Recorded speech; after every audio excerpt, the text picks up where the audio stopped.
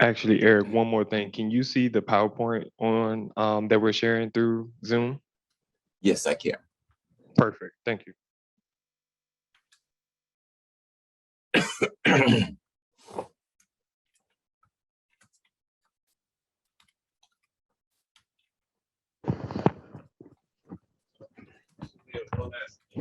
So just as you have this speak through the microphone so Eric can hear you, so does everyone else. So there are microphones at each Microphone table. is stable. Yeah, So I if will. they have a question, let them know to speak through that. Sure. Okay, perfect. Okay, let's get started. Sorry for delay because of the coffee. They had the one driver. He came a little bit late. So good morning, everyone. Good morning. Now, a couple of logistic here. I will not take a lot of your time because we have a very tight agenda. As you can see here, everyone should have grabbed the folder which has agenda for today. And also for tomorrow, we will have the same folder. You don't have to get the, you can bring the same one because it will be the same for the entire conference until Thursday. So logistic Wi-Fi, as you can see, the password is written here, is up there also, but it says VT150 in 2022. So that's the password. So that's a Wi-Fi. Restroom is behind this as you go out from this side or that side. Lunch and all those will be provided the same where coffee is. So let's get started with, as you can see in the agenda, we do have some speaker in the beginning, but then we get into the main panel. And that's why we are calling it workshop, because we want to have more panel, more interactive session for today. So few things. Yesterday, we started yesterday with the swim center discussion about some of the initiative which we have at the swim center at Virginia Tech. SWIM stands for Sustainable Water Infrastructure Management, and most of you are involved with this. So we do host this conference, workshop and conference.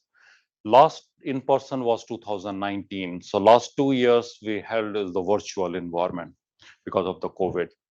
And going forward, we will have 2023 here, but some of you may have heard in the news and all those. We are building a big campus here in Alexandria, not very far from here. We are a state school, so Virginia Tech, and with our state government, we partnered to bid for HQ2, Amazon headquarter 2. And that's where we are now. Already construction has started. So by 2024, we will have a new facility, whole campus. We have 5 campus here in the DC area. Arlington is one of them, Falls Church, Alexandria. But this one is the big one coming. We are spending almost $2 billion to build this campus in partnership with Amazon. Most of it will be data related. So plan is to graduate 10,000 data scientists by 2040. When I say data scientists, it's the whole life cycle of data. It's not just statistical, it's AI, cybersecurity, all the entire life cycle of the data. That's why we are hiring like crazy faculty in the computer science. So a couple of things here, as you can see here, the initiative, Water ID, Pipe ID, SwimEd. So today the title is not really Pipe ID for today workshop, but the concept is the same, how we can collect the data at the scale for both water and wastewater. Pipe ID started with both water and wastewater when we were doing water ID from EPA. But Bureau came and Bureau were interested only in the drinking water side. So we created this whole database for water. But wastewater is also in discussion, which can be brought in. SwimEd is our online training program. We have 3 courses running, 4 courses we are going to upload. So altogether 7. If you take all 7, then you can get certification also. We are still working Virginia Tech cannot certify, so that's kind of work is in progress. So a little bit background on this because of the time. I will try to skip some of the slide. But the whole pipe ID concept is started before even Bureau project. What you are seeing the Bureau is that was the third workshop we did when we were doing water ID project with EPA. So the concept came from EPA that we need a kind of a national database for all pipes, drinking water, wastewater, and stormwater. But when we were doing the workshop, then Bureau of Reclamation said there is a congressional allocation for water. So this project started in 2017. Actually, contract was signed in 2016, but actually it started because of the OMB approval and all those. So what you're saying is we had to get OMB approval because this was not based on survey. So this is all raw data. We collected from utility, many utilities participating here, Houston and all, they all participated in this project. So this is a massive database. We collected from more than 500 water utilities across US and 100 federal facilities also. So what are these federal facilities? They are Bureau of Reclamation, basically, which now it is in public domain, but Bureau of Reclamation is based in Denver. It's part of the Department of Interior. So they also participated. I mean, they were managing this project, but they had the arm distance because of the OMB thing. So as you can see here, we collected around, I mean, still it's more, I have to a little bit update the slide because data is still coming in. So a lot of data is there, right? We can do at the scale because we collected not just from East Coast or West Coast, but entire US. So that's a good thing about this whole pipe ID. All reports is available for free because it was a congressional. So all report, we never exposed any utility. So in the report is all you will see is generalized information. Cohorts we created, ecological cohorts and all those. So that's the purpose. These are the reports which anyone can download, and the web address is there, and you will get available to all these slides. So anyone can download all these reports. These are thick. What we are getting is that's what we are working. Each of these report is like 200, 250, 300 page long. So utilities want bite size. So now that's what we are working on today. Hopefully we can discuss some of the things. One important thing is also right from the beginning, the concept was whatever analysis we will do, it cannot be just data driven. It has to be both knowledge and data. So process model, what we are calling is the knowledge driven data science models or analysis.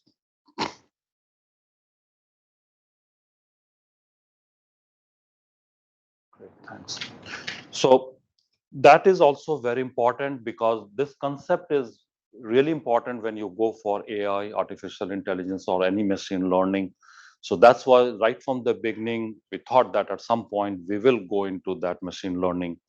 Now, in the beginning, of course, we collected all the data, we analyzed, clean out. 80% of the time went in data cleaning, filling some of the data understanding, because each utility have their own, although they said GIS, but units were not same, coding was not same. So that's why it took us time. So as this slide is not just from pipe ID, but this is general. If you talk to any data scientist who's working in the massive data from medical or any other field, this is very typical. 80% of the time goes, a lot of time people think that modeling, time doesn't go a lot in modeling. It depends on what kind of model you are building, but most of the time goes in the data cleaning, trying to understand the data, because codings and all those data is not standardized. So that's where the major effort goes. So this figure is typical. It's not just for pipe ID, but in general. But we also found the same kind of statistics in our. We collected data life cycle, not just during the break, to understand when the pipe is, because a lot of utility, this is I'm talking about water side, drinking water side, historical break record. A lot of historical break record is not really from birth to that kind of a scenario. We worked with many utilities. They started collecting historical break record from 2000, but pipe is late in 1930s. So that's kind of a big, so it's a good database. There is no denial. No one in the world has this kind of database. I'm working with Australians, Canadians. They want a similar to establish that. So this is database can support. So we feel right now that we have enough data to do cohort analysis at the scale. Again, more data is always good. And this is data is collected because this project, federal funding got over 2021. So now we need to update, the new data will coming. So that's kind of we are working on this, the whole thing is. Quickly going on this, the AI thing, we haven't applied AI at the full scale for PipeID. The reason, there are two reasons. One is that this is a massive database. We are talking about more than 500 utilities, 150 parameters. I'm not saying all parameters significant, but even if you are taking, say, 40, 50 parameters, still it's a lot of permutation combination when you use AI and deep learning and all those. So this figure is very important. If you carefully look at most of the research where AI research is going on, it's not in the middle. Middle is very saturated. I mean, NSF is right here. You can talk, they spend billions of dollars in AI research. Most of the research is right and left. And that's what we realized in our PipeID also. Center is not, that's a big deal. I mean, any student who has some little bit knowledge on AI, they can use any of the software to develop that middle algorithm. But the key is the left-hand side, the data, because nobody is going to, even NASA cannot claim they have all the data in the world they need. So synthetic data is the key of area of research in medical and other areas. Synthetic is not random number generation. So don't get confused, synthetic data. Synthetic data is based on knowledge, understanding, boundary conditions, and all those. So you generate those data only if you have a good knowledge there to fill those gaps. And then the right-hand side is also very important, is the trustworthiness. A lot of AI is in judicial. I was having discussion with tomorrow in the conference, Oak Ridge National Lab will be here. They just commissioned the new supercomputer, which is, I believe, is the fastest computer in the world, basically to support AI applications. So even discussion with them, they are saying that in judicial system, they are using AI for who should get parole, right? So how judge will just rely on that output from a machine, whether this person should get or not, right? That can be biased also. So that's a big area of research, data fair. I don't know if, I don't want to go in the detail, but maybe tomorrow I will talk about data fair. That's $1 billion research is going on. So both sides, synthetic data. So right and left is the main. Middle is not that complicated. Yeah, I mean, you need to still understand hyperparameters, those algorithms and all those, but a lot of work has been done. I mean, I did my PhD in artificial intelligence 20 years back. 2020. If you look at my thesis, I used AI. Again, coming to AI, AI is a family. It's not just machine learning. Neural network is an important one, but fuzzy logic, genetic algorithm, a lot of these comes into play. So that is important to understand for that. So PipeID database is a good database. It has a lot of data from, I'm not saying it's perfect. There is nothing like perfect because a lot of data we got from the utilities, we still have to understand the fill the gap and all those. So there is always a room for improvement, but we downloaded a lot of data from external sources also, from USGS, from NOAA, from other agencies, even oil and gas, railway tracks, because of the corrosivity and all those oil and gas, they protect their pipes, so that creates a stake current. So that those information we have to get from the other sources. So we feel very good that we can do cohort analysis at the scale because we have the data. Again, we cannot take Portland data and match with Los Angeles data. It's not like that, but you cannot be orange apple. But if we are seeing the same corrosivity, same material of pipe, other feature groundwater table, that we can look into our national database, that fingerprint, and bring that data to do the analysis. What that does, that increases the confidence level. That's all it is. So one thing which we feel kind of a guilty also, that we promised to the utilities that once we are done with this project, we will provide service. And that's one promise which we haven't filled yet. Most of the project, if you think about from federal and as an academic, we are very good in doing research. But then once the research gets over, how to deliver a service, federal is not paying anymore, right? The personal research is over. So that's where the challenge we are facing. Yesterday, we had the swim board meeting. We have some ideas and all those. So we will go for separate grant and all those. That's not a problem. But still, we need to provide the service. We did work with 25 utilities as a piloting and all those. So we had, but we couldn't work with all 500 utilities as a pilot because we didn't have the resources. So that's I wanted to bring. So now I will quickly go over a couple of things. We did a lot of correlation analysis to understand the parameter which influence. It's not just the age, right? There's no relation. Age plays a role. There is no denial. Same like a body, right? If you are aging, if you are not aging healthy, then everything attacks. So that's kind of a concept we looked into all parameters. We can generate all these statistics. Is very easy, just like AWW or ASC comes. We have the data now. What is the typical failure mode in which scenarios? East Coast, West Coast, depends on pipe material. We can do anything, whatever we want, because the data is there. We also looked into the survival curves, which is very common in most of the utility for small diameter pipe. This is Weibull function, basically. When we looked at all this survival, if you carefully look at, we can generate thousands of these because data is there. The key is not just generating the survival curve. First of all, you need to understand these curves are generated based on historical break record. If you don't have a good break record, medical has done this, so there is nothing new here. So take one example of, I will name it East Bay mud. So East Bay mud gave us data. They said we have really good historical break record. Okay, good, perfect. But carefully, if you look at their break record, most of it's recorded from 2000 onwards. So there is a called left truncation problem. So no mathematical model can really predict in a good way if you don't have the first break didn't take place in 2000, right? Because your pipe is late in 1930s. So that's important. That's called left truncation problem. The right truncation is also important because the last data they captured is 2015. And if you are doing analysis in 2020, that matters for a pipe which has multiple breaks coming in that, right? So that is very important also to capture. The same thing medical has done in the similar way.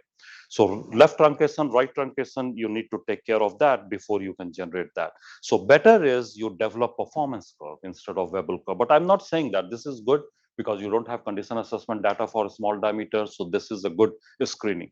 But this will not work if you are generalizing too much, right? You have to create a stratification.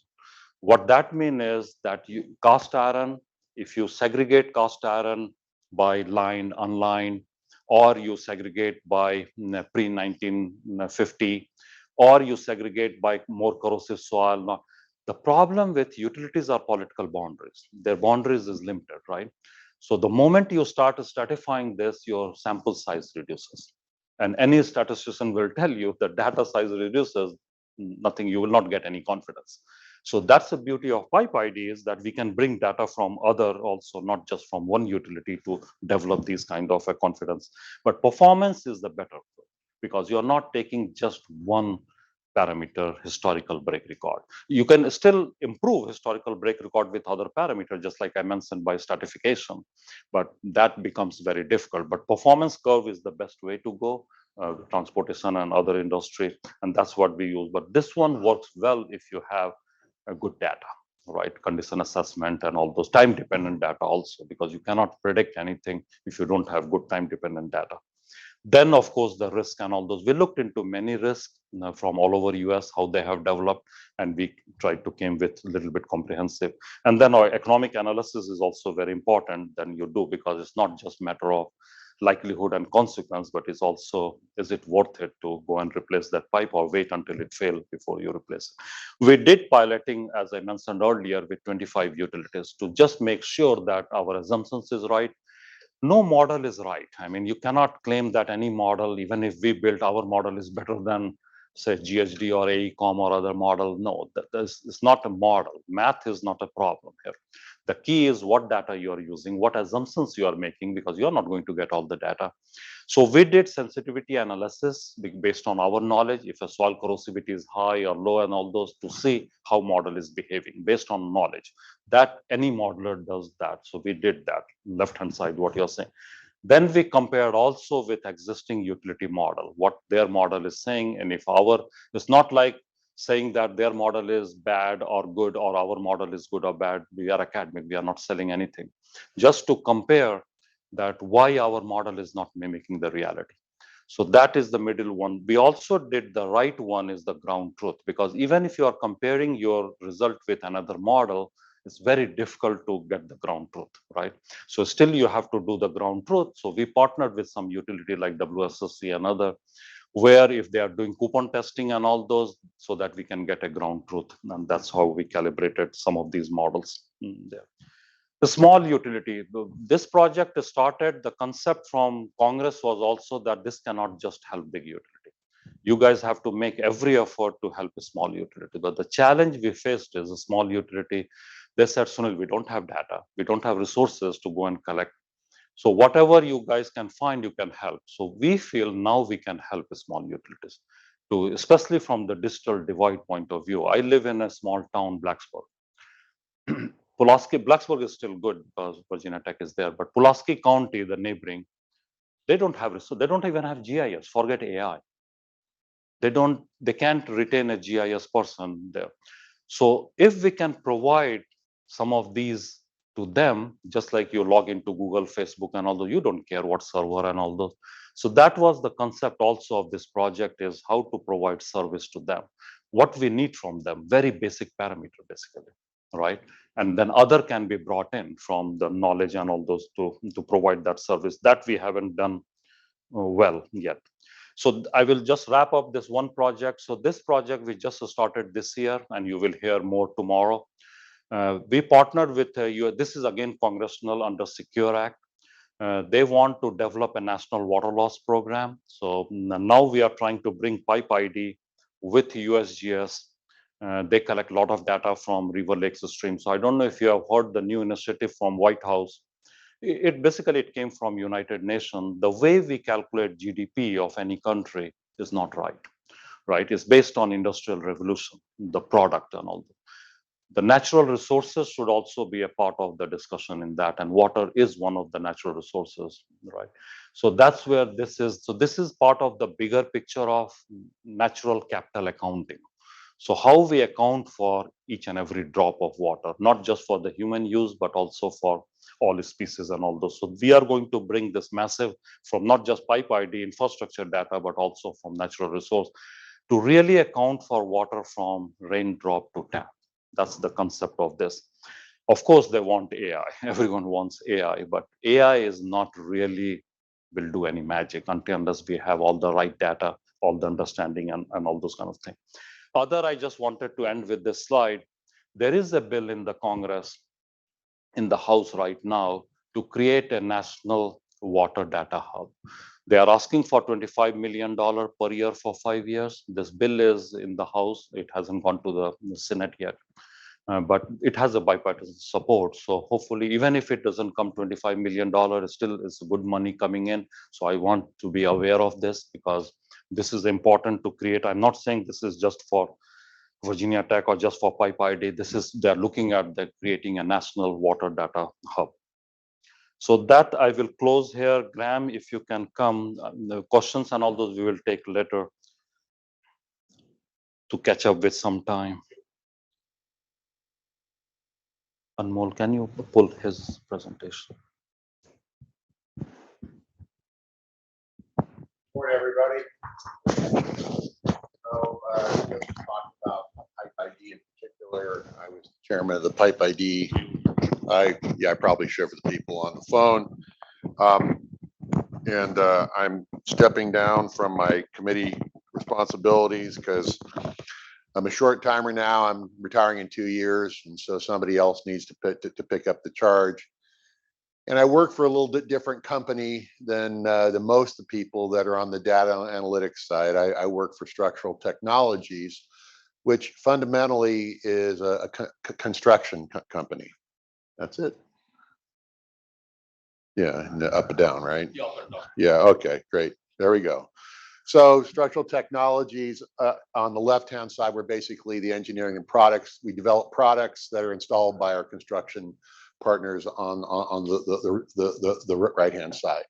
So I come at this whole concept from a different standpoint. We're across the United States. We have about $700 million in sales every year, about 3,500 employees. So, but I've been in pipeline management for a long time. First pipe I ever worked on was for the Metropolitan Water District of Southern California, the Allen McCulloch pipeline. It was 72-inch pipeline. I thought everybody had 72-inch pipes. I didn't realize there were smaller pipes until I was 17, so I really didn't know what I was doing.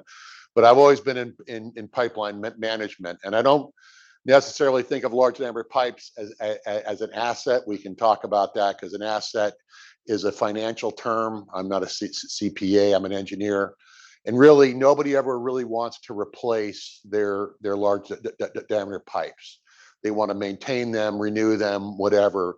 Smaller diameter pipes, you may grow up, you can go through a replacement, but I believe that we're at a nexus now because of the change in the economics, the increasing inflation, where replacement is going to, even in smaller diameter pipes, is going to become is going to become prohibitive, and renewal is going to be it. And that's not just because I'm for the renewal side. But I look at the pipeline management concept, whatever size you want to draw the line at, is really, it defines the constraints on the project. After you've already made the decision to renew or replace or whatever, the management comes down to how do we define what the constraints are, from how much construction, the ease of excavation, or if you want to excavate at all, trenchless is huge. What are the performance requirements for that renewed pipe? I find it's amazing that we put pipes in 100 years ago, and now we expect them to perform at a higher level than when they were first put in. It's like telling a 90-year-old man he needs to run a marathon at the same pace he did when he was 25. I can't run it at the pace I ran at 63. Why shouldn't I be able to do it differently? But all these things are what pipeline management to me means, is when you've made that decision to go through and renew, you have to go through. I must have done something wrong here.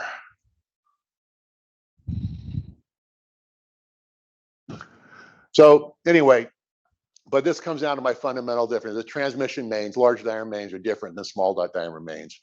And it's because distribution mains are generally smaller. When they have a leak, you get something like that, a spot in the road. When it's a large diameter, it's a 120-inch pipeline for GLWA. It makes a big hole in the ground. And you have it's harder to shut things down. It's harder to have the redundancy. So fundamentally, I don't believe that you manage pipelines that are small, they're distribution pipes, the same as you do transmission pipes. A lot of people in asset management don't like me because I say that, but that's absolutely my belief. And again, I come back to that asset management to me is a financial decision, and there's much more decisions relative to the engineering. But so you saw this on Sunil's slide. This is the same concept where through Pipe ID or whatever process you go through, from whatever database or however you're going to do it, you're going to do a renewal program. And what I'm going to talk about, because I now work for a construction company, is why we do it and how we're going to do it, and try and do it in a more efficient way. And in general, in utility industries, regulatory compliance and money are huge drivers. This is from an EPA document. I'm zoom in at the lower line there. And really, because there's billions and billions of dollars in pipelines that need to be renewed, that's really why people are interested in it. The question is, how are you going to do that? It's hard enough to contract for a few $100 million or a few $1 million.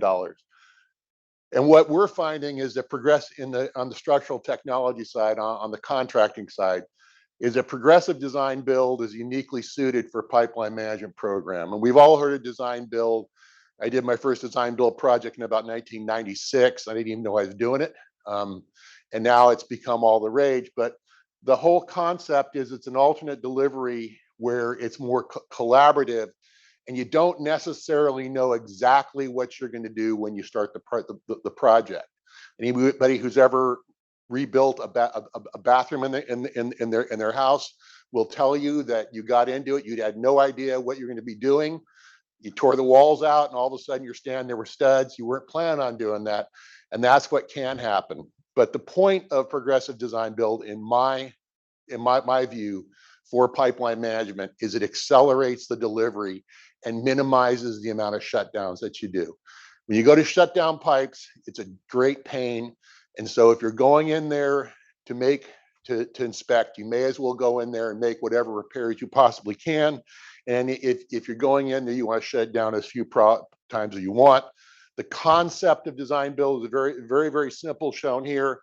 And that is that you have a design build team that is can be a technology company if you're doing inspections. It can be an engineer and a construction company, and they work with the owner to do the design development in 2 phases. Basically, the design is complete here, and you're given a guaranteed maximum price. So you're not going to have any surprises. Phase 2 is a construction phase. But this way, you have the people that need to know the most and know the most about how to fix your pipes or fix anything or do the construction, involved with the designers and the owner in a collaborative way that makes sure that you get a very fast project. And this is from a Black and Veatch publication. It's noted down the far right. But what utilities are saying is that progressive design build is as successful or nearly as successful as traditional delivery options. And another thing about the increase in inflation is that the faster you get a project done, the less inflation there is, less time for the increase in money. So speed is of the essence. Right now, we have 2 progressive design build projects to renew pipes for Great Lakes. Great Lakes is the result of the catastrophic failure of Detroit, financial failure of Detroit in 2013. It came into being. Most of the pipes, the average age of the pipes is 70 years old and 24 inches and up. So they provide about 50% of the water and treat 40% of the wastewater in the state.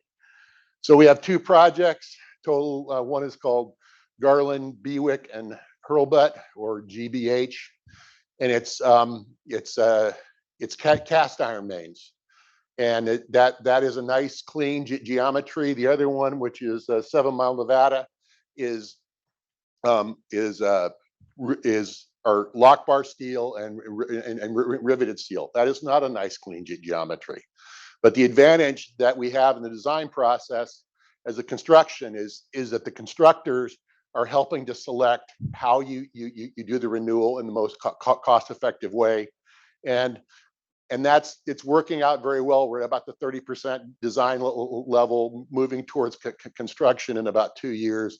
We may be able to accelerate that by about 2 years. So they originally planned 7 years. We're hoping to get it done in 5.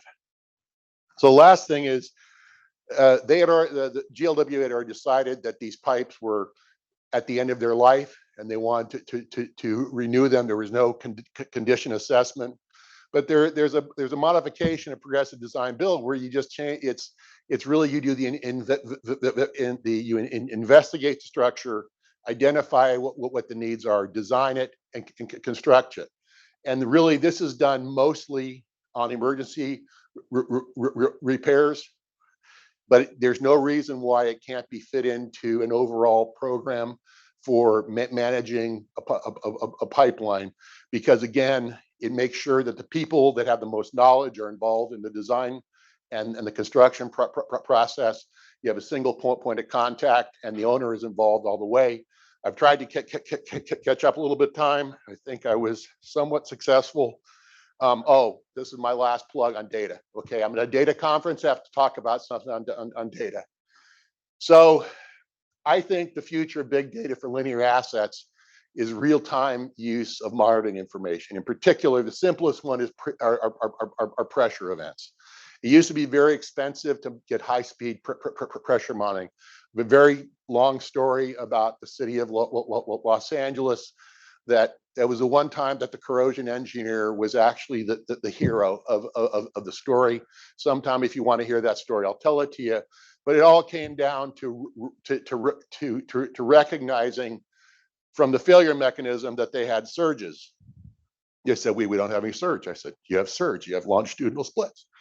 Finally, they figured out that the water order to only let people use sprinklers every other day was causing surges in their system, and that's why their failure rates went up five or six times what it was the previous year. But you can do the same thing with pressure monitoring devices by correlating, by first knowing you're having a pressure event on the left, correlating it to operational changes or initiatives, events.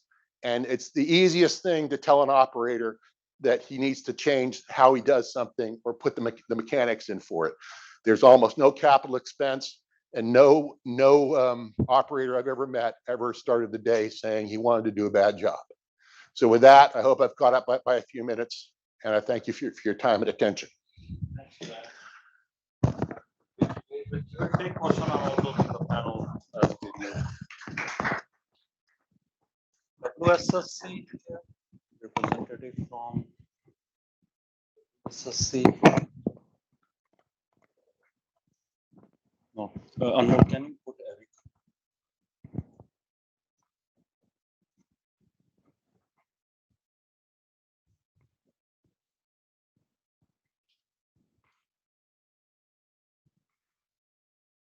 Enter the waiting. Jordan. Yeah, just let me come. So we have Eric couldn't make it here from Portland, so we put him in the Zoom so we can hear him.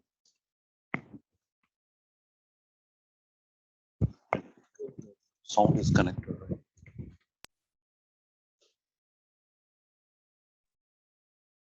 Eric, you are there? Yes, I'm here.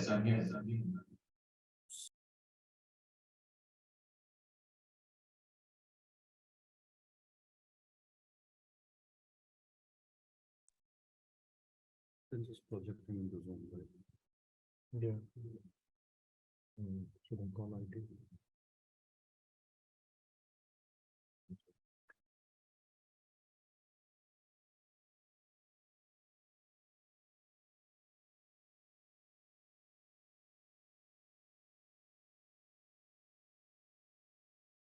Eric, you can share your screen. Sunil, I didn't bring a slide presentation today. I'm just going to talk about the history of Portland Water and how we've been using the Okay. analysis you've been doing. Okay, go ahead. Then. Okay. From my end, it sounds like an echo. Can you hear me okay? Yeah, once we mute ourselves, then there won't be any echo. Okay, all right, thank you. Good morning and greetings, everybody. I'm going to apologize. First off, I came down with a cold or something last night, so my voice is going to be a little bit strained during this presentation. I'm an economist at the Portland Water Bureau's Asset Management Branch, and I've been with the Portland Water Bureau since 2006. In 2012, we completed our first distribution mains asset management plan, and I'm just going to call this our pipe AMP. For years, Portland was replacing just 5 miles of pipe on our 2,000 miles of distribution mains. So this is a 400-year replacement cycle. Now at Portland, we've been averaging about 180 pipe leaks and breaks per year, and even though our failure rate of pipe is around 9 failures per 100 miles of pipe per year, it's fairly low. We knew that this replacement rate was not sustainable in the long run. As a follow-up to our pipe AMP, we began using our pipe inventory and failure data to do an analysis on which pipes were the most likely to fail. In our initial analysis, our pipe failure data was really rather basic. We were essentially visualizing, aligning our failure data with Weibull probability function curves to see which failure curve best fit our pipe data. So these initial analyses that we did were really quite basic, but of our understanding of our pipe failures, but we used it to determine effective useful lives and what the remaining useful life would be. So in 2017, we got a lot more sophisticated, and we used our inventory and failure data, and we directly estimated the parameters on our Weibull probability distribution functions. Now, Weibull parameters were estimated on pipe cohorts based on material, pipe diameter, and era of construction. We had 26 cohorts in all on our cast iron steel and ductile iron pipe, which is about 99% of Portland's water mains. Then in 2021, we'd been working already with Pipe ID project, but Pipe ID at Virginia Tech used the data that we provided them earlier in the project, and they updated our Weibull failure curves. And while we had good failure data since 2010, some of our cohorts didn't have enough failures to estimate the Weibull parameters. Nevertheless, the majority of the cohorts had statistically significant results, and we made some inferences as to the failure rates on the other cohorts that didn't have sufficient data. And this allowed us to make really a best educated guess at failure curves on these cohorts. So in the work that Pipe ID performed on the multi-city pipe failure, they included a large number of variables in their analysis, and Sunil mentioned that earlier this morning. So we simply used pipe inventory and failure data aggregated along these cohorts that I mentioned, and came up with the probability density function. And these results gave us a unique failure curve for each cohort. So back in July of this year, I presented at the ASCE Pipeline Workshop, the workshop that Pipe ID hosted on better data and models for improved asset management. In that workshop, I went into a lot of detail about how to use Weibull function parameters and get at the probability of failures in current and future years. And today, I'm not going to repeat all that exciting bit of statistical detail. So I think today my focus is really just going to be on how do we use this data for managing our pipes. I will mention, though, that the probability density functions is a product of two things, and one of them is the hazard function. And this basically gives us the probability of failure of the remaining or surviving population in a given year. And our GIS data includes pipe segments from node to node. And these pipe segments in our GIS, they vary from a few feet to up to a few thousand feet. And the important distinction of the analysis that Virginia Tech did on our pipe was that they normalized the pipe to a specific length to account for these differences in segment length. And this is very important because the data was normalized. We were able to get a probability of failure estimates for a given length of pipe. And these pipe failure curves can be mapped over time. So how do we at Portland use this information to change the way we do business? Initially, our asset management team had discussions with our steering committee, and this includes people from all the different work groups that we have: operations, maintenance and construction, and so on, engineering. And we decided that if our failures reached a point of 400 per year, and that's for us, that would be a failure rate of 20 failures on 100 miles of pipe in a year. This would be a strain on our personnel resources, and crews would be chasing down and repairing failed pipes. And of course, there's the inconvenience to our customers from outage and traffic standpoints, not to mention the financial impacts. Also, from a water loss perspective, main breaks contribute to our real water loss, and we wanted to keep those under control. So there are 4 ways, excuse me, there are 4 ways in which Portland used these failure curves to manage our pipe replacement strategy.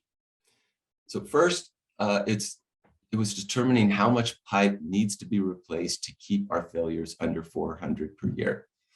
So all of our GIS pipe segments and their failure probabilities were downloaded into an Excel spreadsheet. And we estimated the current and future failures over a 50-year period. And the failure curves for each cohort are nonlinear. And many cohorts we found were at the point of which our predicted failures were increasing at an increasing rate. And that just kept on going up and up over the future, we could see. And we estimated that our failures would rise to over 500 per year by 2040. We calculated that we'd have to double our replacement from 5 to 10 miles per year in order to keep our failures under 400 by the year 2040. As I mentioned before, we were replacing 5 miles of pipe per year. So our management has been increasing our budget for pipe replacements. Right now, we're going to be replacing about 6.5 miles this year. And we have a plan to keep increasing that amount over the next few years until we are replacing 10 miles per year. So we were successful at getting doubling our budget for pipe replacement. And this 10 miles per year, it's still a 200-year replacement rate, but it's estimated to keep us under our target by the year 2040. And of course, as more data comes in over the years, we collect more data. Portland's going to be updating the failure rate analysis and just adjust our replacement targets as needed when we get better data. The second way in which we use the pipe failure analysis is for managing our pipe, is determining the useful life of a pipe. So the analysis that I was just describing, it showed that in order to meet our goal of keeping failures for less than 400 in a year, we'd have to remove 200 miles of pipe by 2040. The analysis assumed that we would replace the pipes with the highest failure rates. So this, for us, it set our tolerable failure rate for our cohorts at the minimum failure rate for those 200 miles. So we basically looked at all of those 200 miles of pipe, and we chose the pipe that had the lowest failure rate within that 200 miles. And this is what we determined to be the expected useful life of our pipe, was that minimum failure rate of those 200 miles of pipe. So each cohort, of course, has a different failure curve. So each cohort is going to reach that target failure rate at different points in time. So for some of our cohorts, it was like 50 years, and other cohorts, it was like 80, 100 years. And I think we even had some cohorts where we were setting our effective useful life as much as 180 years. And that's how we determined the effective useful life of our pipe. And I'll note, though, that just in using this in our management strategy, we do have consequence of failure also on our pipes. And for those pipes that are medium or high consequence, we do target those sooner than those that have a low consequence of failure. And one thing, like when I was doing this, there was an interesting thing that I found out about how we selected our effective useful life than in the larger survival analysis that the Pipe ID project did. And they talked a lot about the median time to failure. And our analysis showed that when really all of our cohorts reached the failure of 50% of the population at the median time to failure, in all of our cohorts, the failure rate was much higher than the one that we had set that helped us determine our effective useful life. So we would never really actually leave our pipe in the ground up to the median time to failure, because the failure rates would have been so high, we would have been replacing way too much pipe, a lot more than 400 breaks per year. The third way in which the failure analysis helped Portland in managing our pipes is in pipe replacement project packaging and prioritization. So our engineering planning staff took this information and put it on our GIS system, and they mapped all of our pipes with a color coding by failure rate. So for example, the pipes with the highest failure rate, they would be red, moderate failure rates would be orange, and so on. And this allowed our staff to get a visualization and be able to see where they can focus our replacements and where to bundle projects when it makes sense. So on our GIS, we also have a consequence of failure rating, which we focus not just on the high likelihood of failure pipes, as I mentioned, but also on the high risk ones. And another interesting thing that we're doing on our GIS is that we're beginning to look for opportunities to add an equity lens to our pipe replacement prioritization. So Portland Water has used census data, and we've given an equity score to each census tract. So each area is rated from low to high in terms of equity. And we're just beginning this sort of analysis with our equity team, but we're overlaying this equity map on our pipe failure and risk rating map. And we hope that this can provide information that would promote decision-making with equity in mind. The fourth and last way that we use our pipe failure analysis is for estimating the risk cost of high consequence pipes. Because we have an estimate of pipe failure probability by a normalized length of pipe, we can calculate the probability of failure for a given length of pipe section. So we might have, for example, a pipe under an interstate highway or on a bridge over a river, and we can get estimates of the probability of failure over time. Now, Portland also has developed what we call triple bottom line guidelines that give guidance in determining a dollar value for the consequence of a pipe failure. So this includes things like traffic disruptions, damage to property, road highway repair costs, service outages, and so on. So the product of the likelihood and consequence is our risk cost for a high consequence pipe, which of course is increasing over time. As I mentioned, a lot of our pipes, the failure rate is increasing at an increasing rate. So the optimal replacement time for these high consequent pipes will be when the discounted sum of the risk cost becomes greater than the replacement cost. And once that's known, then we identify this pipe and we say, hey, we need to replace this, and it gets on our project list. So that's the way that Portland is using a lot of this analysis in our pipe management. And I think a strategy that might be appropriate for Pipe ID is to leverage the data from all of these different utilities and use a different level of analysis along the lines that they did with Portland's data and establish a common framework for developing failure curves on pipe cohorts. This might be done at a more regional level. It could also have localization parameters, soil type and so on, and offer it as standard framework for utilities. Outputs such as cohort estimated failure rates for a given length of pipe at different age profiles is, I believe, the most practical use for utilities. And local utilities could adjust failure curves for various cohorts if their failure data is different than that. Say that if Pipe ID did this analysis and the results that they get. So the levels of sophistication of the tool would be based on data availability for the local utilities. The more data they have to compare, the better position they are in to adjust curves at their local realities as appropriate if this was done at the national or regional level. So that output could be used to determine effective useful lives of pipe, remaining useful life, identify cohorts with the highest failure ratings, and prioritize those for replacement, and even help in determining the risk cost for high consequence pipes. So that's the way Portland uses the data and what I think might be a good way to go for Pipe ID. If there's any questions?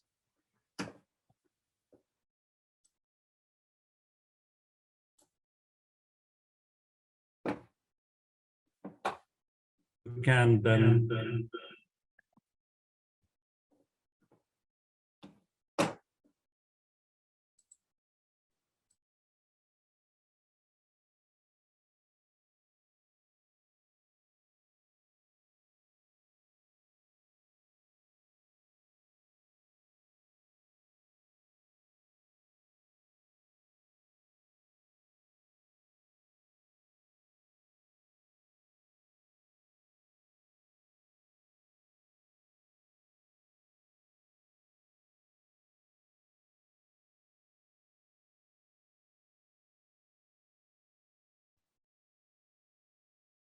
Hi, can you all hear me okay?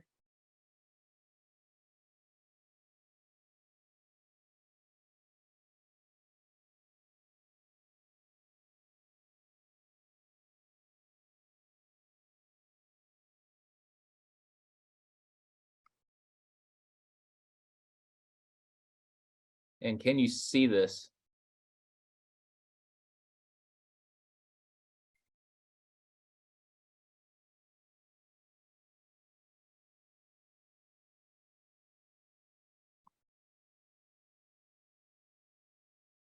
If someone wouldn't mind just dropping a note in the chat, are you able to? Oh, you can. Okay, I'm sorry, I missed the message. All right, well, good morning. My name is Jordan Basham. I'm manager of infrastructure planning with Louisville Water out of Louisville, Kentucky. I am sorry that I can't be there in person. I just couldn't get another travel in for the year. So still excited to be here and happy to present and share how we handle pipeline asset management at Louisville Water.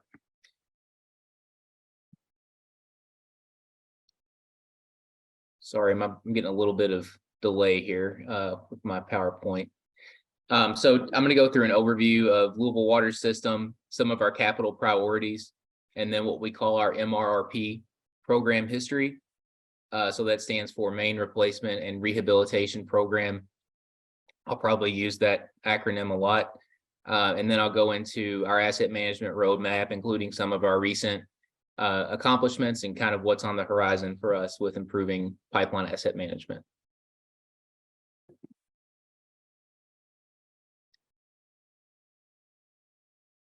So this is just a map of our service area. We serve a population of about 1 million. That's retail and wholesale customer base. So the blue areas in the screen, that's our retail service area. So Jefferson County, most of Bullitt County, a piece of Oldham, and then we have 9 wholesale customers surrounding Jefferson County that we are very proud to serve as a wholesale water provider. We have about 324,000 service connections, 4,300 miles of pipe, 25,000 fire hydrants, about 56,000 valves, and a total production capacity of 240 million gallons per day between 2 treatment plants. We are a pretty old utility as well. We first started providing potable water in the late 1850s, so 160-ish years old.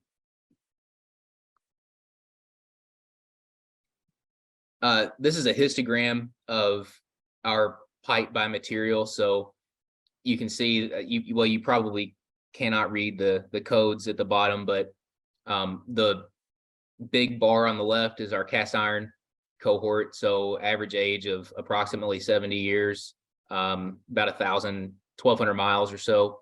Our ductile is fairly newer, so 40, somewhere in the age of 40 to 50 years, which is in the middle. And then PVC, maybe 25 to 30 years. So we have about equal, roughly a third of our system is cast, roughly a third is ductile, and about a third is PVC. So with that known, we'll talk a little bit about some of our capital priorities. This is just a pie chart showing this is our 2023 capital improvement plan. We kind of group our capital investments into 5 different categories. The biggest one is we call it infrastructure renewal. So that would encompass our MRRP program, as well as pipeline, large diameter condition assessment, which I'm not going to go into a whole lot today. I'll just say really quickly that we have performed condition assessment on our 106-mile large diameter PCCP transmission system. Then we have self-financing improvements, which is essentially developer installed work where we get reimbursed for the cost. New technology and facilities, that's things like our asset management system. We are implementing AMI over our whole service area.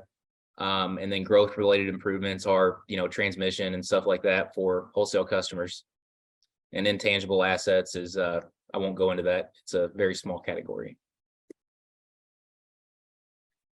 This is some data just showing the history of main break frequency in our system since we started tracking it. So in the late 80s, we definitely before my time, but I'm told that we realized that we had a problem and we decided to do something about it, which I commend those that came before me in recognizing that and making the tough decision to put money into managing our pipeline assets. So you can see the left axis there is our main break frequency. So in the late 80s, we were anywhere from 21 up to that peak and 33 main breaks per 100 miles of pipe per year. So our target has always been to get down to a main break frequency of 15, which is that black line. You can see the red arrow pointing to it there. So that's about 645 breaks for us per year.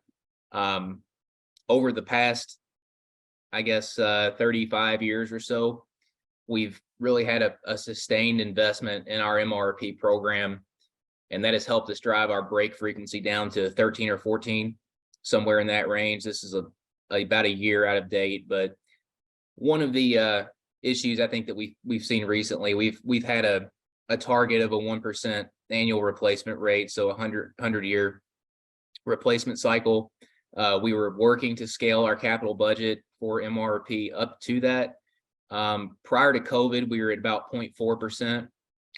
And with the inflation and all of the issues that we've seen in the construction and bid market, it's really hampered our ability to get pipe in the ground, as I'm sure that's not news to anyone, but we're at about 0.2% right now with a $20-ish million annual investment.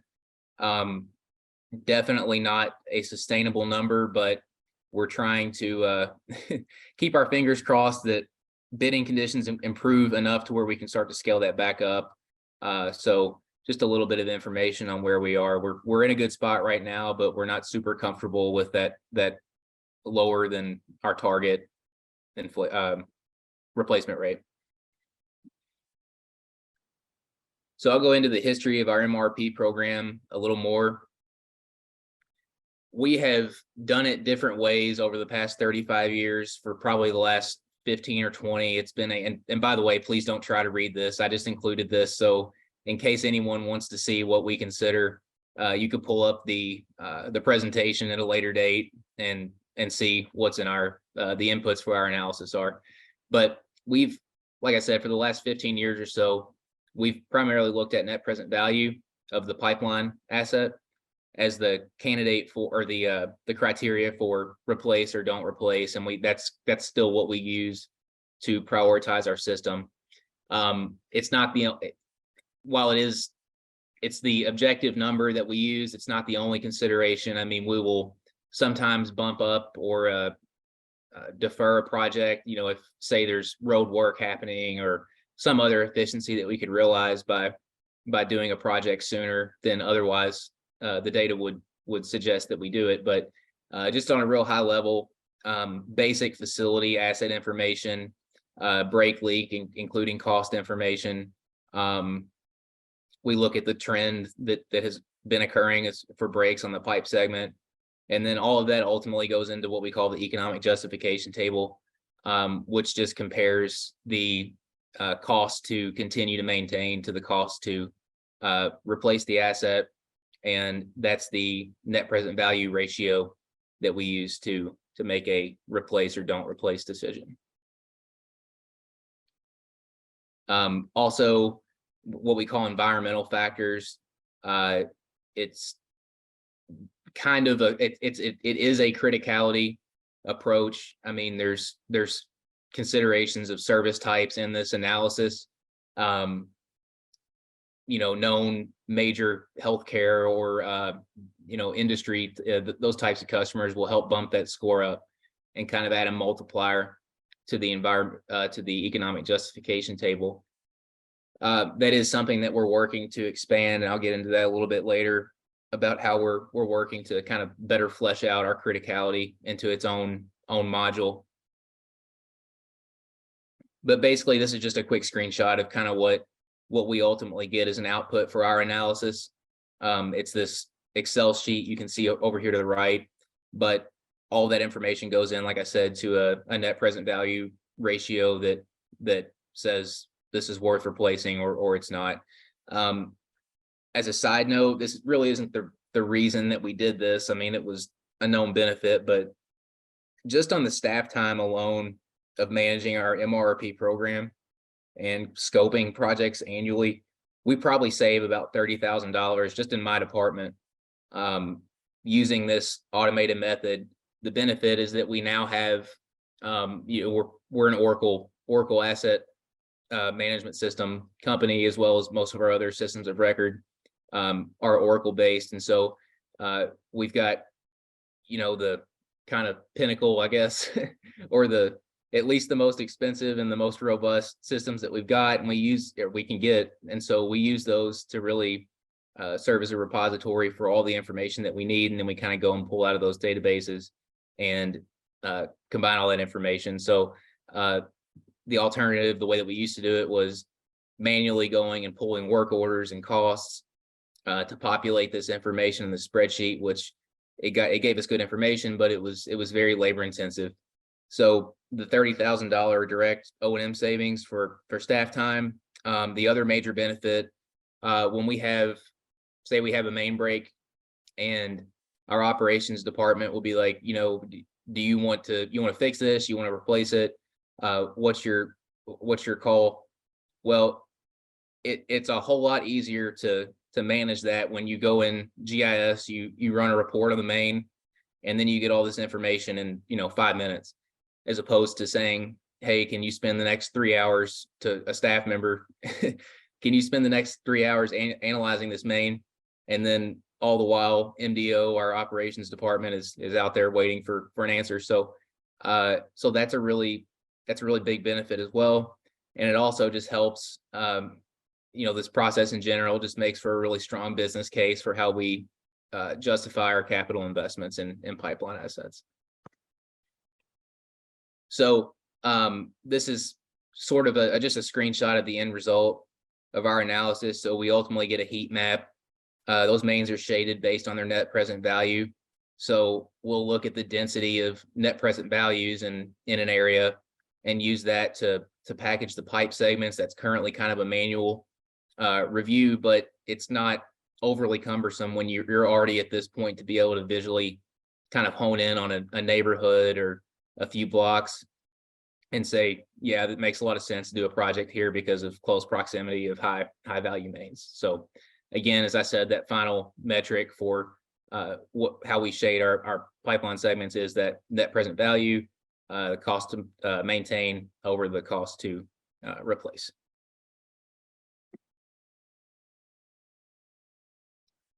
A little bit on our asset management roadmap. Our focus is to really end up with a business risk exposure value on all of our assets. And I'm not just talking about pipeline assets, but all of our assets, so that we can have as apples to apples a comparison as possible. It is a bit of a struggle to do that with plant assets. We haven't gotten to the point of getting a criticality and likelihood of failure on all of our plant assets yet, but that's a future item. But the current focus, having now automated our MRP program, is to, again, as I said, develop our criticality model. So we're looking at things like pipe size, local demand, which means demand on the segment of pipe, or what would be demand that would be removed in the event of a break. Regional demand, which is fed in from our InfoWater model, which gives us some view into how important the main is in supporting other demands on other pipeline segments, road proximity, service criticality, and hydraulic function. For example, if the main is serving a booster pump station or tank. So that's wrapping up now. It'll be completed by the end of the year. And then next year, we're going to focus on valve criticality. We have a basic plan. The meat of that plan is to use the criticality of the pipeline asset heavily in assigning value to a valve. And then likelihood of failure model development. It's kind of a future year project. There's many vendors available. We're still kind of exploring what we think will fit us best. We have been very highly impressed with the Virginia Tech's work. So just a quick shout out. Plan asset criticality, like I said, as well as likelihood of failure, that's going to be after our pipeline development. And so main reason is we probably about 65% of the value of our system in terms of undepreciated value is in our pipeline system. So that's kind of where we focus a lot of our capital investment for that reason. A few of the known limitations that we are working through, or I'll say strategically ignored them for the time being. But we don't have a great way yet to efficiently quantify redundant supply capabilities. And I would say that for, it's primarily for pipes, but also with valves. We could look at a pipeline segment and say, okay, we'll assign that criticality to the valves around it. Say there's 3 or 4 of them, but in reality, if any of those 3 or 4 valves fail, then the incremental impact is going to be different for each of them, depending on the additional demand and services that are taken out of a service. So that's kind of something that we're working through, and we've looked at a few options for how to handle that, but we've yet to find something that can run quickly and efficiently on a system our size. So we're kind of doing that on a project level and ad hoc basis at the moment. That's the end of my presentation. I think I saw that we were going to be taking questions at a later date, unless someone wanted to ask a question now, but that's all that I have, and I certainly appreciate the opportunity to speak today.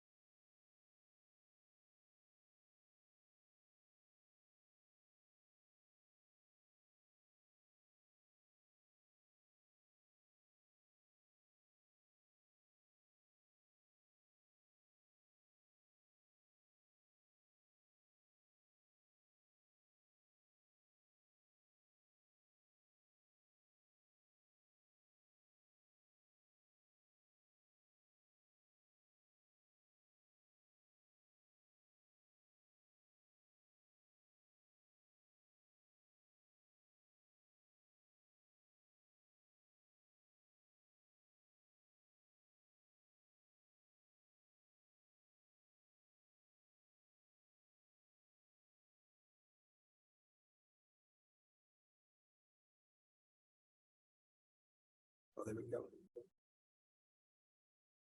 To advance, we just. It is.